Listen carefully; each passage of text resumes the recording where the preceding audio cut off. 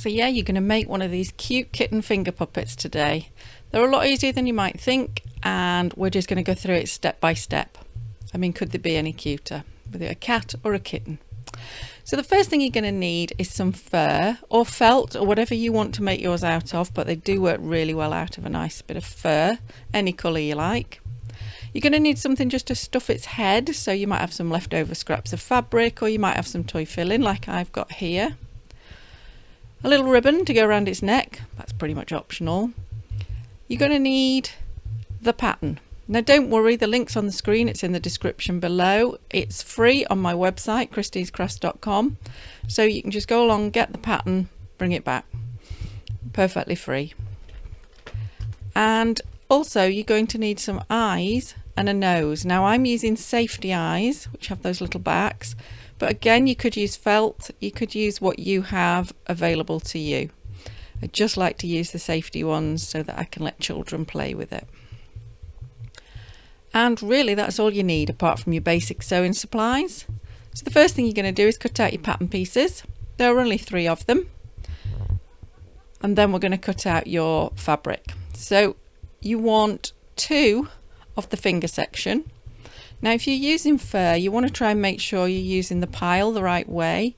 So just if you are folding it and doing it double like I am, make sure that they're both going to have the pile the same way. Again, be careful with the head and the ears just the same. So you could pin them all on.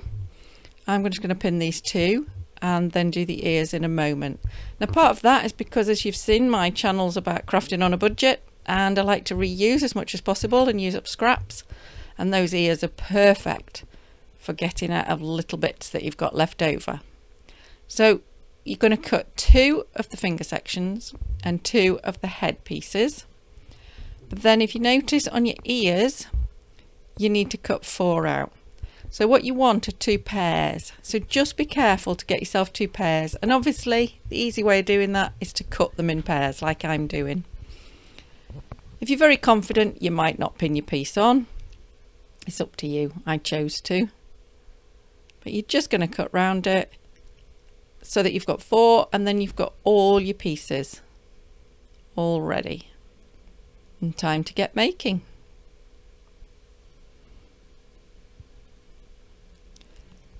So first thing we're going to deal with is the finger section. So you're going to take your 2 pieces and you're going to do a little hem on each one.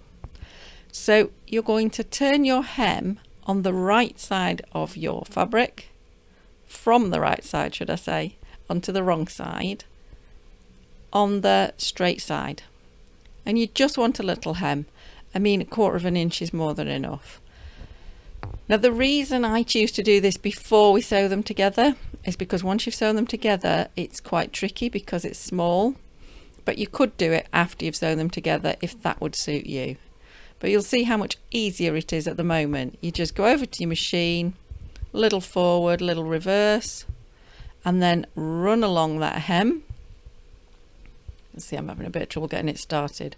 Fur can be a little bit tricky under your machine when you start off. Don't worry, just persevere. Just wiggle it. And then when you get to the end, another little reverse and you're sorted. And just quickly repeat that for the other one. So you're making sure you've got no nasty raw edge that's going to bother you or whoever's going to use your puppet. So once they're both sewn, place them together with right sides facing and match them up. And you're just going to pin round all those curved edges. Now as you can see, because I've got fur, I'm taking the time to push all the fur in. You don't want to see any of the fur on this side because you don't want to end up with any bald seams. If you're pushing it all in, you'll get really good seams that have got plenty of fur on them and they're not so obvious. When you get down to that bit that's between your fingers, I recommend putting a pin right across, because when you get onto the machine it can be a bit tricky to work out where to turn and go back up. So that's how I make sure I turn in the right place. Keep pushing that fur in, and then when you get back to those hems it should match up and you're ready to sew all the way around that. So it's back to the machine, start at one end, And again, we're going to do our little forward reverse start that we always do. And then you're going to just sew all the way around. Now, just be careful that your material or your fur stays lined up nicely. And as you're going around the ends of the fingers, it can be a little bit tricky. So if you find sometimes you need to put your needle in and just lift the foot and turn a little bit, that's absolutely fine. But you don't want any sharp turns. Your only sharp turn is going to be at the bottom here between your two fingers. And that can be as sharp or as curved as you want it to be. But when you're coming around the end of the fingers, you want a nice curve. And you'll notice that I sometimes lift the foot, but I don't turn it too much when I do. I just keep turning it a little bit. And if you're first starting to pop out, just keep pushing it back in. And then when you get all the way back to the end, a little reverse again. And now we'll think about the ears.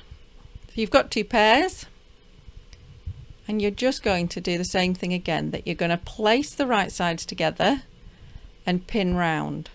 But do not pin the straight side.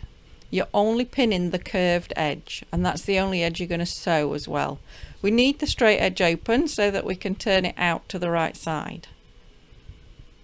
So for both ears, I nearly said both pairs, both ears, you're just going to sew around that curve.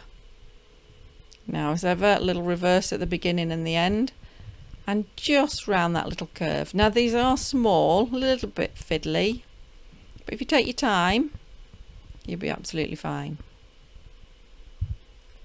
So we're going to do both ears.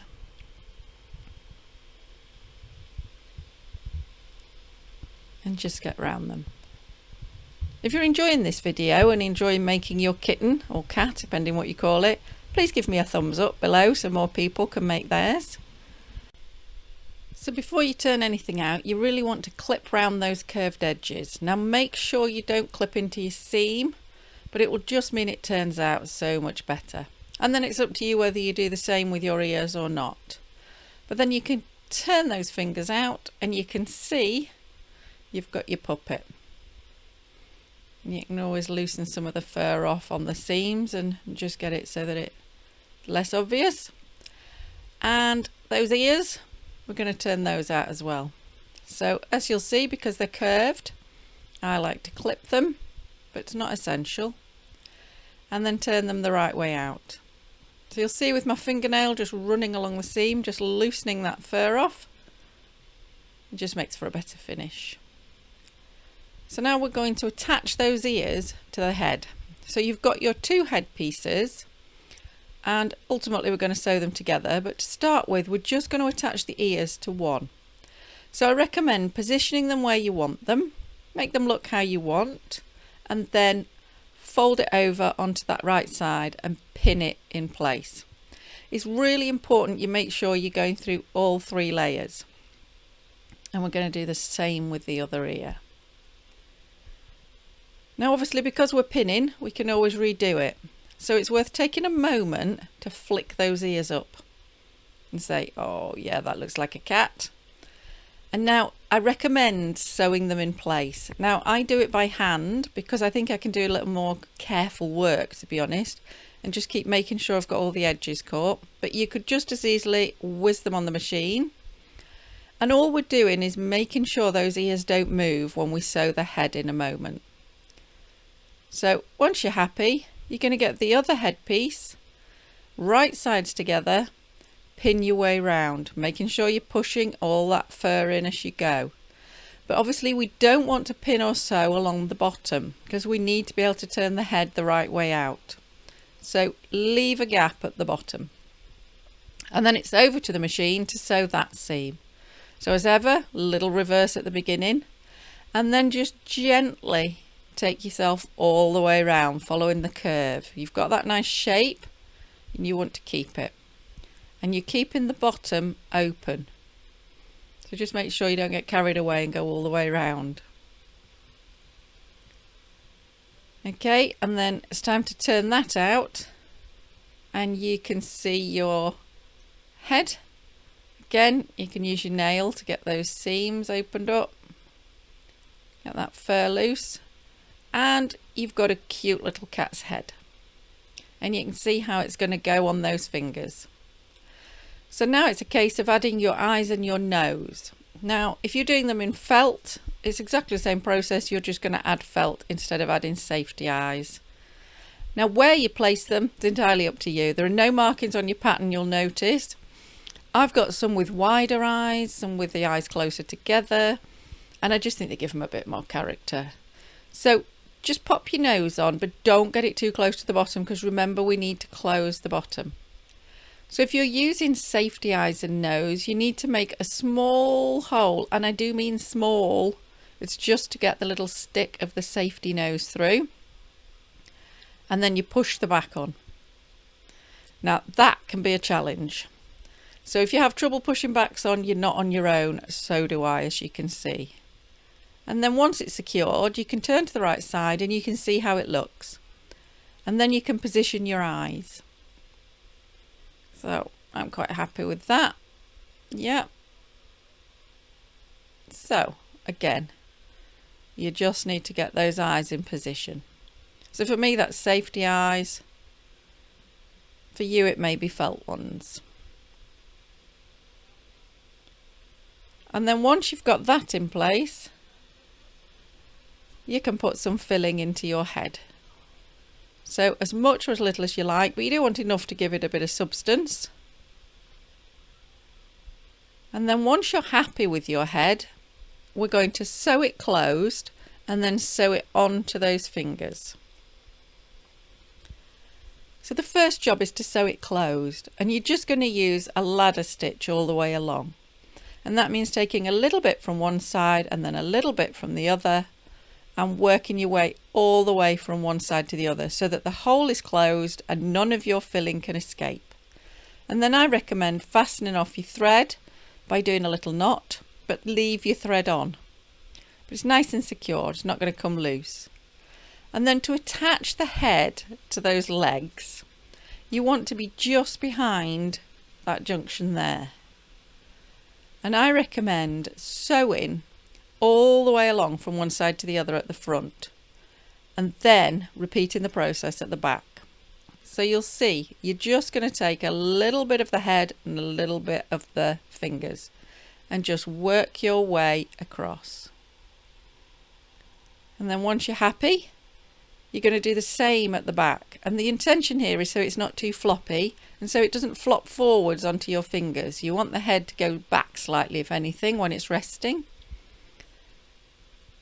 Once you're happy, you're going to finish off your thread and you've got a little kitten or a cat. It's up to you. I think they're a little bit like a kitten. And then really it's complete, but I do recommend a nice little ribbon around the neck, and just with a little tidy bow, it just finishes them off, I think.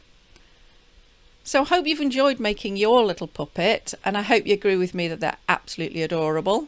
And if you're looking for some more sewing projects, check out my channel and check out the sewing playlist that's come up on your screen right now.